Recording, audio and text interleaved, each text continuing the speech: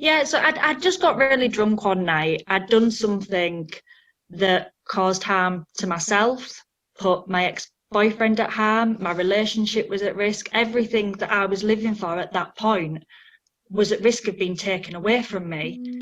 And I just thought, even after years, I was like, this is it. I can't do this anymore. Like, something could have happened, like, that really wasn't reversible. And it just scared me into thinking, I can't keep going like this. And I need to just stop, and I need to change. That was Merrin Douglas of Hummus and Cucumber on Instagram. Merrin made a deep point in that little clip. She connected her actions today to her future. That sort of awareness isn't always so obvious in active addiction, or even normal day-to-day living for that matter. I do recall it popping into my awareness now and again while I was still out there, and maybe you do as well, but in this interview, you're going to hear Merrin, who has no sober community and isn't currently associated with any known program for sobriety, talk about how people around her tell her she's not an alcoholic, and how they inadvertently attempt to impose their definitions and boundaries onto her. Merrin is wise and very connected. She understands that it's not her job to define herself in any way to make others feel more comfortable. And over the past 3.5 years of her sobriety, she has been owning and recovering herself more and more every day. Merrin, thank you so much for joining me. Hello, nice to speak to you. How much time do you have sober? It's since March 2016, so sort of 3.5 years, coming up to 4 years in March. Okay, So well, congratulations on that. not, thank you. It's not the longest amount of time, but I feel like I've learned a lot in that time, really. Well, there's a big difference, like, and this is what really kind of interested me in chatting with you. There's a big difference in how culturally we deal with sobriety, because like AA 12-step, that's been around a long time. I got 19 years. I went through that, but I don't want to say it's strictly an American thing, because there's 12-step all over the place. But what's been your experience with sobriety in terms of getting there? Yeah, I mean, I've never accessed any sort of services like AA 12 steps. Like here, to seek help is seen as something, well, I don't know if this is my personal view from the media, but that's something for sort of people with really bad problems, so people that are maybe homeless or have got severe addictions. It's not something that necessarily a sort of normal person would access. Like for me and my drinking, the amount I drink to some people or did drink may be considered normal. It's like I said to somebody at work the other day, they were like, "Oh, why don't you drink?" I was like, I had a problem with alcohol. And they were like, "Oh, did you drink in the morning?" And I was like, "Well, no, just every day." And they're like, "Oh, well, you weren't an alcoholic then." Like it's socially acceptable to drink. People go to the pub every day after work. On a weekend, everybody goes out. Um, I mean, I accessed an alcohol service when I was 21, I think. So this was 3 years before I did sort of quit altogether. But I sort of felt like it wasn't my place to be using those services, and that maybe I didn't have, my problems weren't serious enough. And that to access those sort of things, you need to be really in a really bad place, maybe. Yeah.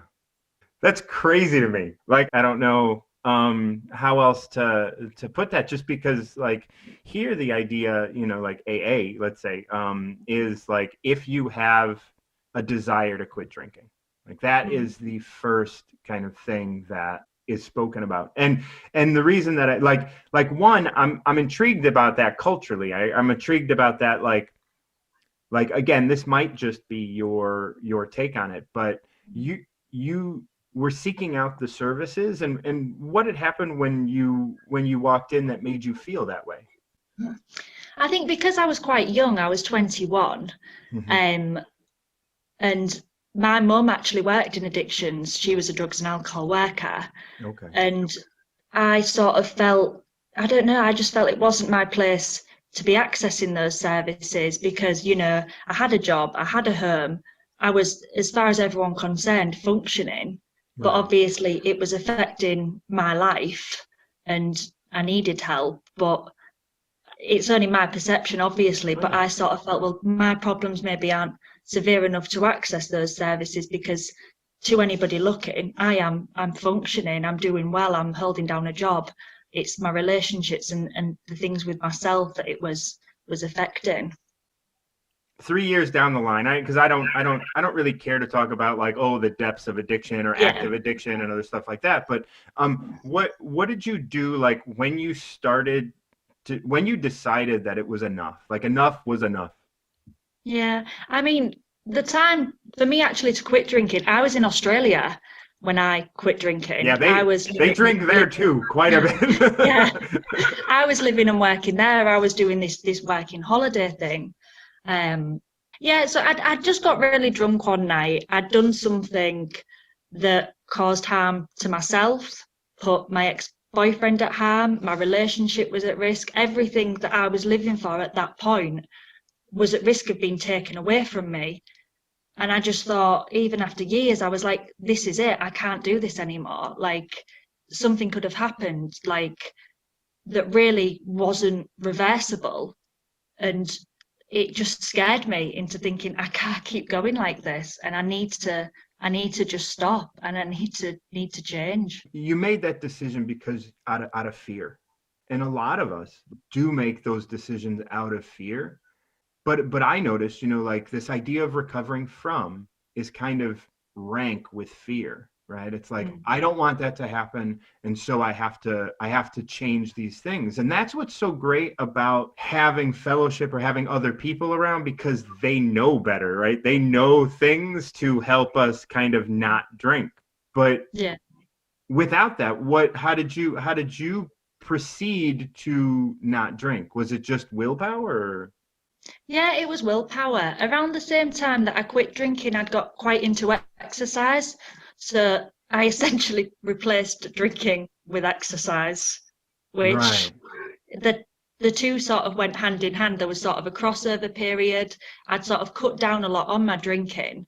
So then when I quit the drinking, that was when I got really into the exercise. But it was just a lot of willpower. It was that I'd finally realised that I needed to do it. And I'd contemplated with the idea before. I'd done a couple of months, 6 weeks, and I was like, no, this time I need to do it. And my ex-partner was like, you say this, you're not going to do it. Like, and I don't know if it's the doubt, the amount of willpower I had to, I don't know, prove him wrong and really work for it, that I was just like, this, I can do it. I can do it. It's just, it is all down to me, I think. So I didn't really seek any support. It was a case of me being like, right, well, this is what I'm going to do. And I've made that decision, so I'm going to do it. And a bit of replacement.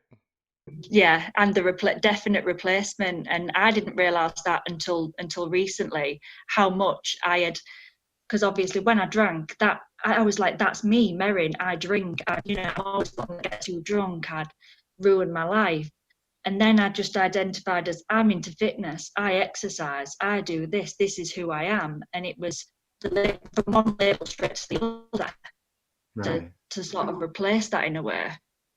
And now that you've realized that, now this is so, like, that's like you're recovering from, right? You're putting down your drugs and alcohol, but you picked up this other addiction, right? This other label. Yeah. And how are you now, with that in mind, like, getting yourself into a place where addiction isn't part of your life, or that sort of pacifying, where it's just like, oh, I'm worried about something, let me go to the gym. Oh, yeah. Yeah, I think now, because I've actually stopped exercising as much recently, I've sort of stepped back because the Instagram, the fitness, it completely consumed my life. And you don't even realize, but I was so addicted to Instagram. Every day I'd have to post. And I'm not sure what's changed really in the last maybe couple of years. I split up with my ex-partner, and then from that, I've just sort of been trying to figure things out. And I've done one thing to the next. Like this year, I did an access course that took up the majority of the year. All of my spare time was spent doing this course. I was like, I'm going to read, I'm going to do this. And now I'm just sort of like, I'm not sure what I'm doing, but I'm okay with that.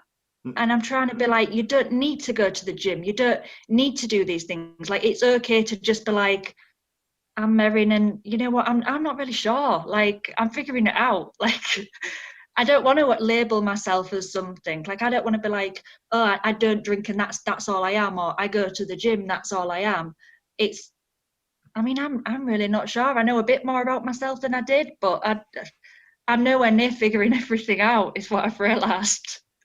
Well, that's beautiful because, like, like it is a public thing, right? Like if we can, so many people look at like exercise, you can't be addicted to exercise because it's good for you, and then some people will say, oh, well, you can do too much and you can, like, and all this. But it's not about, like, for me, it's not about like doing it too much or too little. It's about doing it with awareness, right? Like doing it with, am I doing this to avoid something, or am I doing this to enhance my life and it is not who I am, right? And that's where you're getting, and that's such a, you're approaching it with a very calm, with a calmness. Maybe that's just with me. Maybe you're like freaking out somewhere, like, like where it's just like, oh, good. Like, I don't know what I'm doing, like, because that's scary. It is scary, and I think that's the hardest thing in recovery and in sobriety, is you have to sit there with yourself and you can't block things out. You've got to think about things and you've got to feel things and you've got to be like, well, what am I doing? What do I want to do?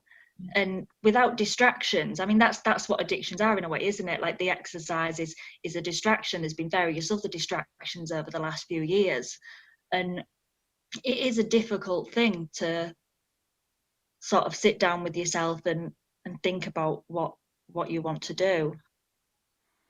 What are some things that you are currently discovering about yourself? I think the difficult thing is I didn't realize how much, if I do something, I have to give 110% at it.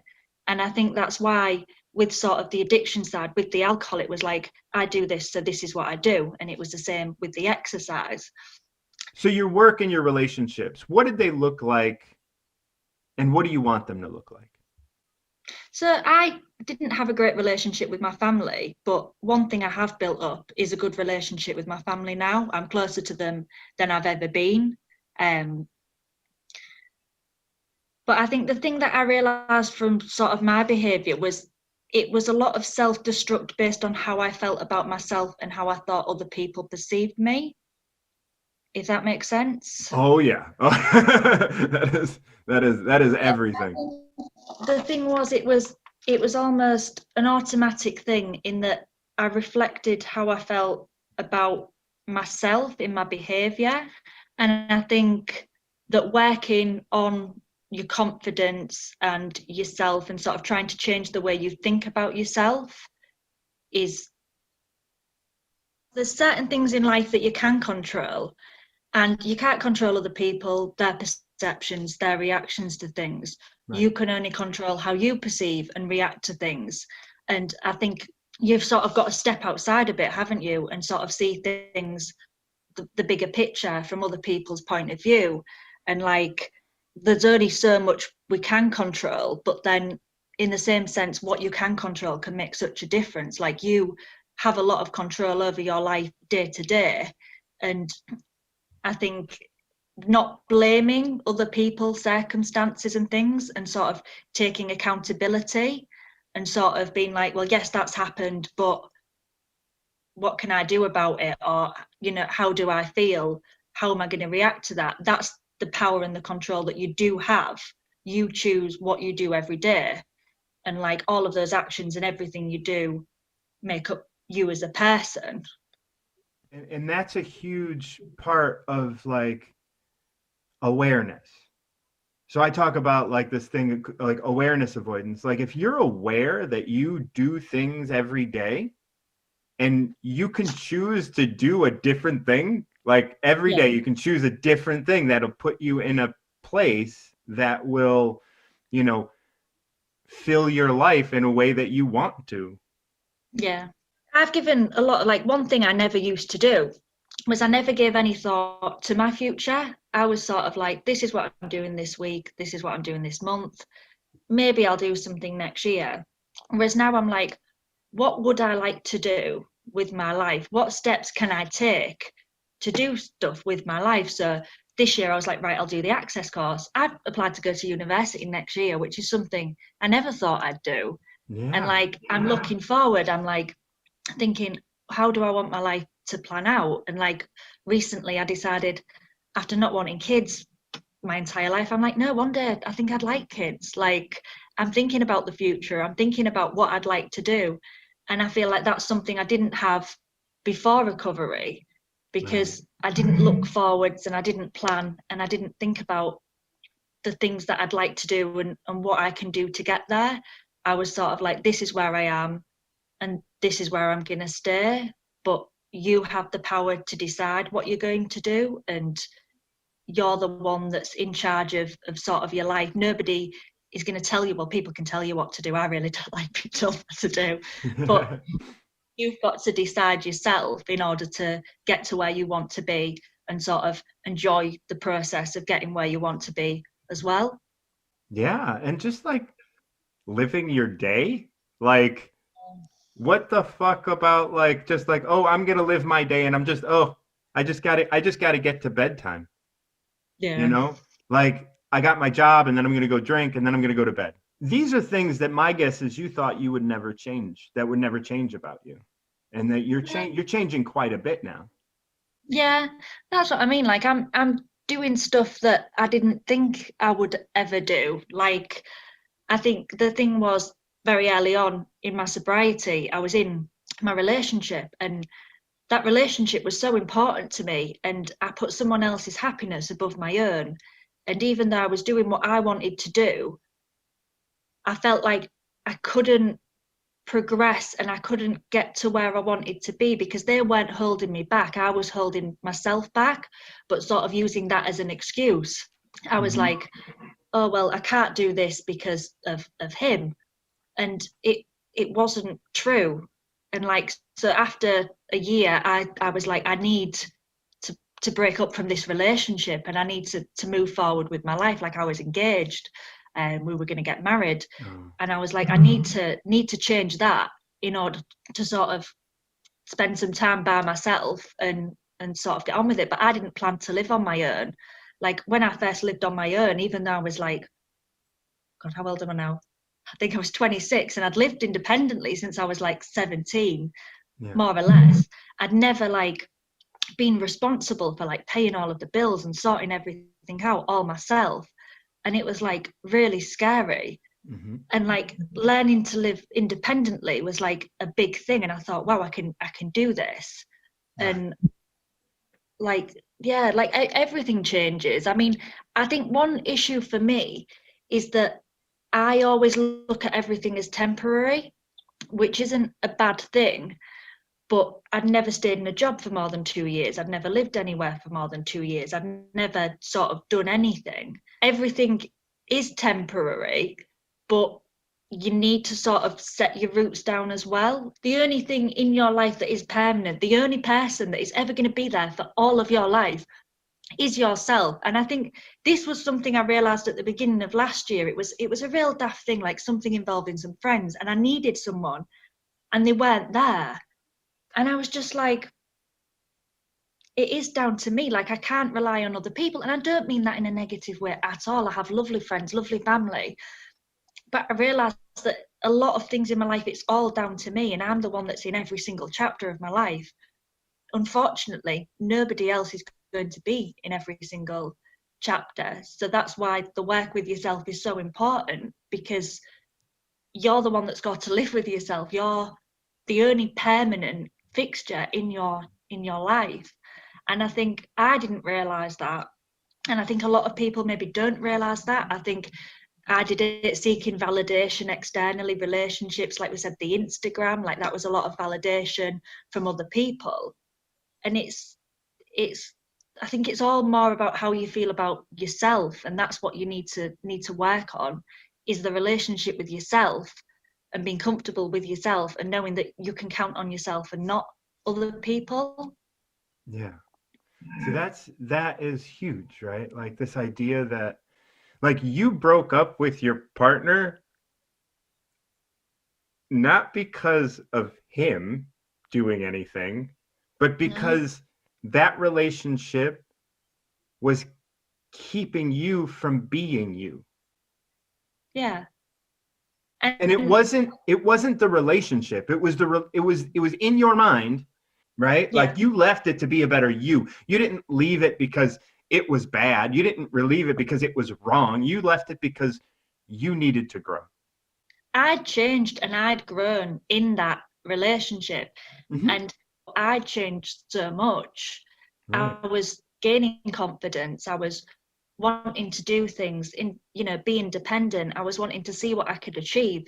And I mean, relationships are great, but in the last 2 years, I've learned so much about myself and I've gained so much and I've done so many things that I would never have done that if I'd have stayed in that relationship.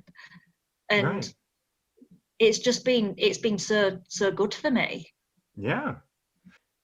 We define addiction a little differently in terms of especially like in getting help. Do you have friends? Do you have a community at all of other sober people in your life? No, not at all. Okay. I've had a friend that has quit drinking. She did 6 months. I was really proud of her. Um, she's since returned to drinking, but doesn't drink anywhere near as much. She's able to drink in moderation, and I think Mm-hmm. that's really good. But no, I don't have any sort of sober community online. I'm not really involved in sort of sober communities online Mm-hmm. either. It's something that I have very much done myself, and that's why when you contacted me, I was really interested because it's not something that I do get the opportunity to speak about. And listening to some of your podcasts, I was thinking maybe I should look into what is available in the area. Like even though 3 years in, perhaps meetings.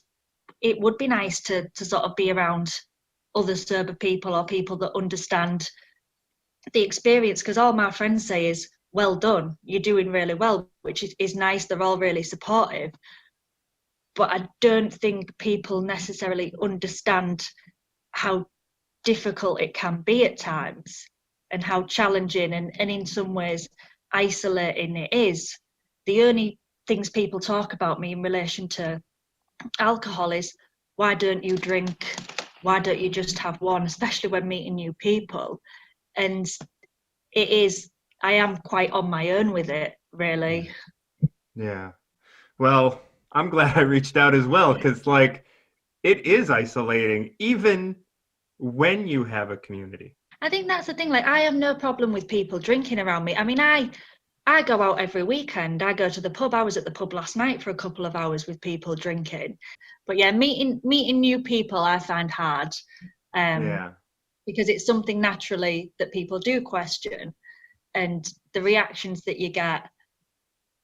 I think, especially with drinking being socially acceptable here, it's more socially acceptable to drink than not drink, Mm-hmm. and it is something that people find quite unusual, or maybe they'd maybe be a bit more cautious around somebody that doesn't drink. I'm not sure really. Yeah, It's yeah, just yeah. No, it is. It is. Like, I mean, I don't know. Because it's so culturally acceptable. I wonder if it builds trust.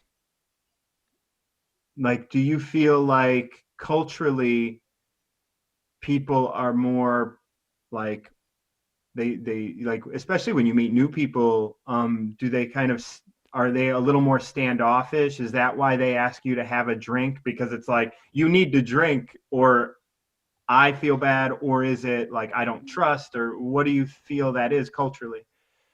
I feel like it's just how people socialize here. Like Oh, it's okay. the norm, break the ice, have a drink. After a drink or two, everybody's talking, like connecting with people.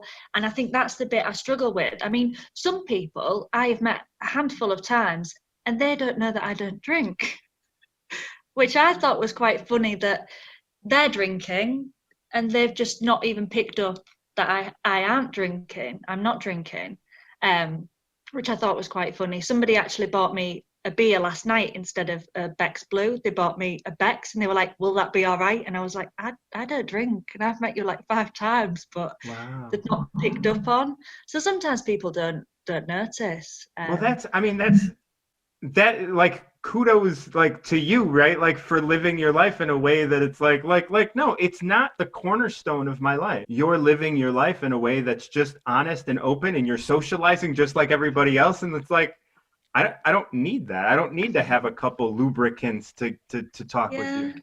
I think that's the thing. I think communication for me is something that I've realized is so important, and I am a very honest and open person.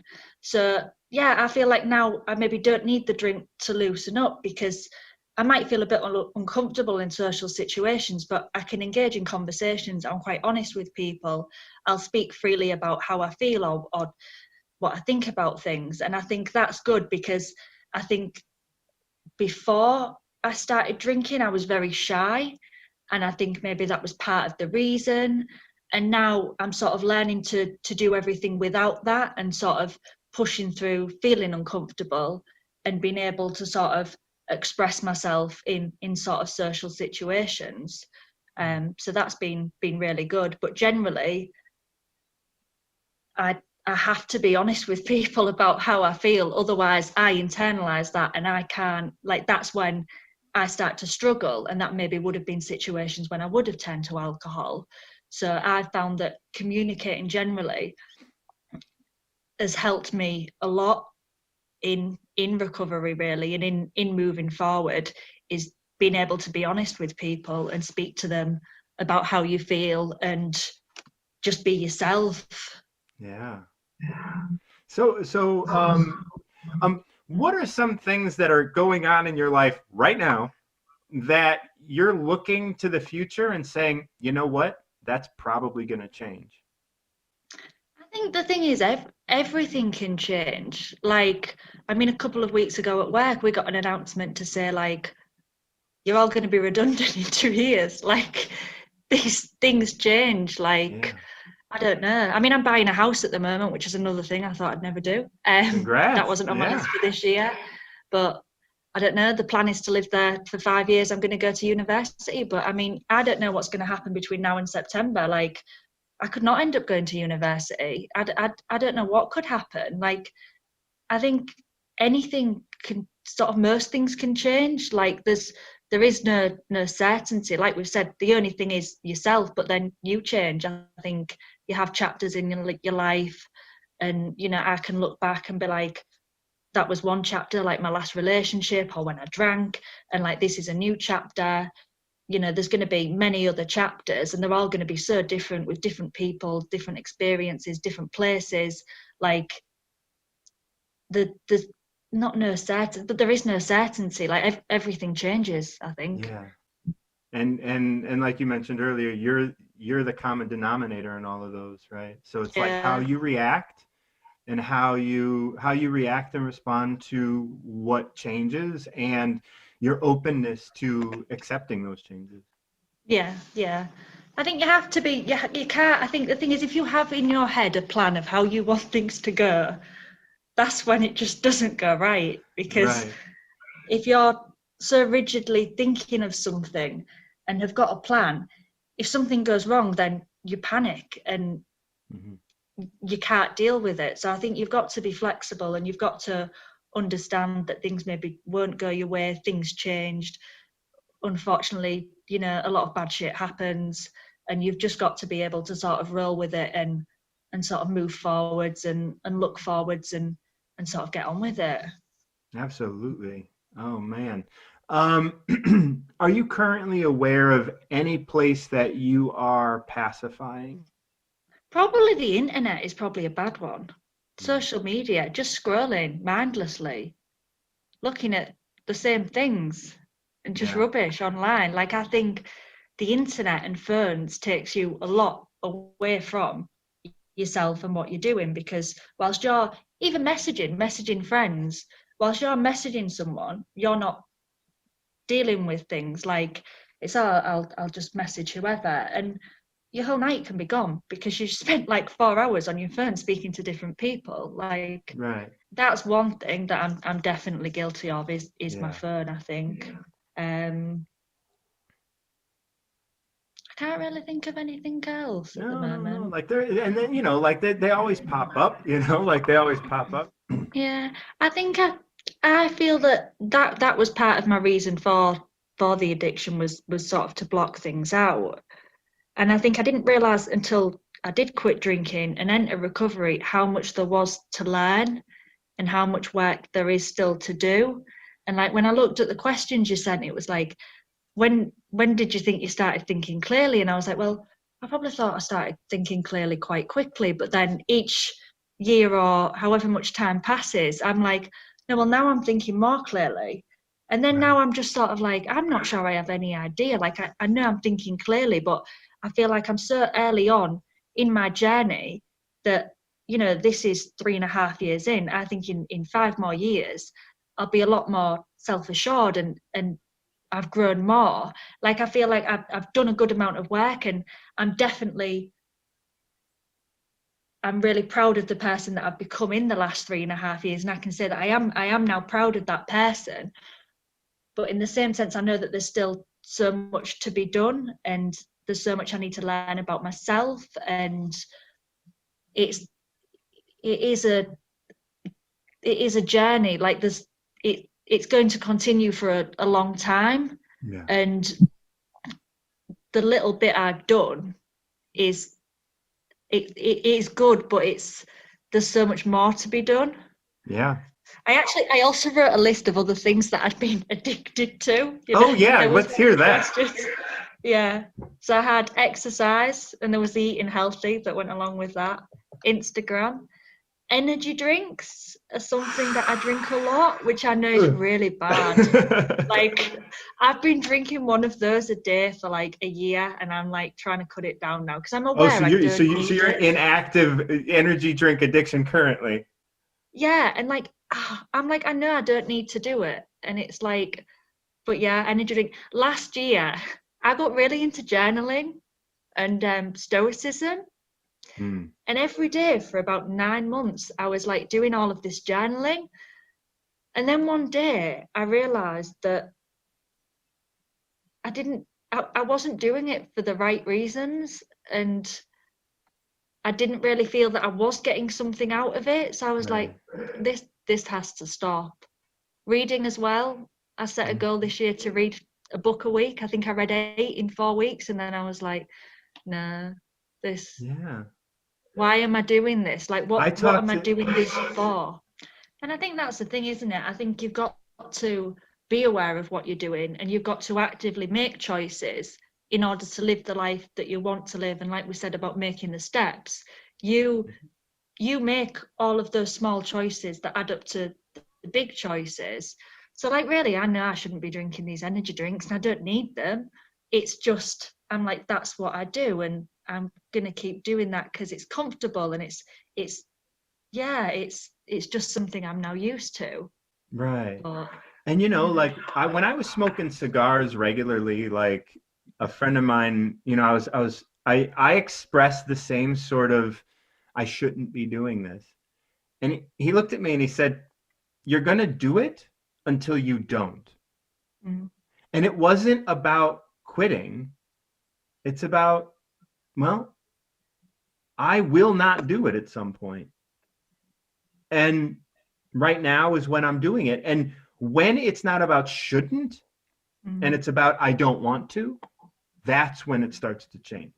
Yeah. And that's what happened with the exercise. It got to a point where I was like, I don't want to go to the gym. And I've actually cancelled my gym membership now. Yeah.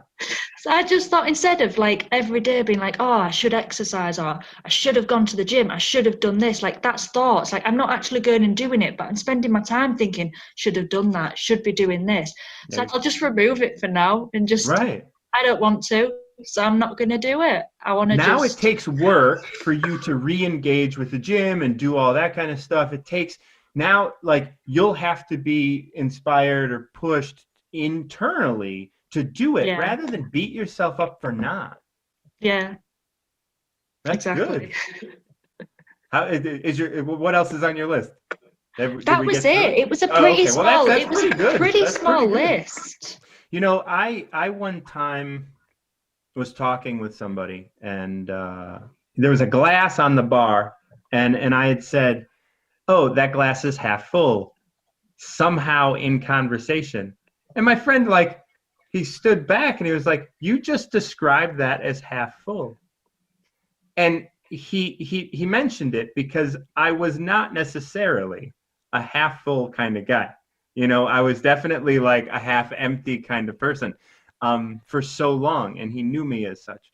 And so for him to recognize that made me step back and say, "Oh my God, I am a different person." Yeah. Did you ever experience something similar to that? I think I identify now as a different person to the person I was, and I sort of like to keep the two separate. So, like, I don't know what I don't like talking about the old version of me, which Yeah. I think can be difficult when I've got the same friends to an extent, a lot of the same Yeah. friends. So certain people know me a certain way. Right. But I don't know, like one of my friends the other day, she was like, "You are the same person you have always been, but you were just a better version," which I was sort of the essence that I'm very different. And she's like, "You are the same person you've always been, but you're not hiding behind these other things. You're not using these things to mask who you are. You're just being yourself." But I'm not sure there's really been a defining moment. I mean, my mum's proud of me, which I haven't heard in a long time, which is always nice. Yeah. My sister, we actually built a relationship last year. I'd not maybe seen her apart from at family things for about 10 years.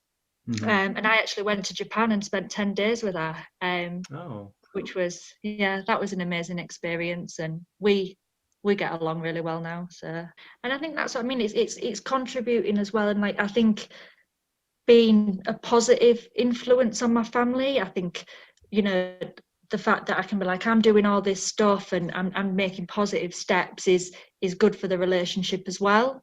But yeah, I'm really grateful for my family and the relationships that I've built with them. Definitely, that's been one thing that I am grateful for, and I think I felt like I had a lot of making up to do.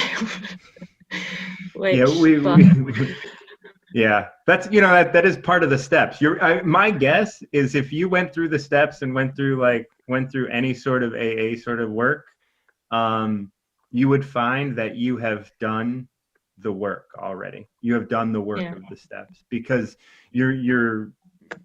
because the steps aren't intellectual, right? They're experiential, and you know, like going and you know, making amends or you know, like apologizing and saying I got a lot to make up for. That's a big part of it, and you know, like, and just growing into who you are. And I want to thank you so much and congratulate you on the work that you're doing, and like your sobriety and your life and your house and your university and your future kids and everything that is gonna, like, everything that that you are. Like, congratulations, because you're fucking awesome. Oh, thank you. It's been really great speaking with you. Thank you very much for this opportunity. It's been really good. Oh, good. You would never know that Merrin has no fellowship in her life.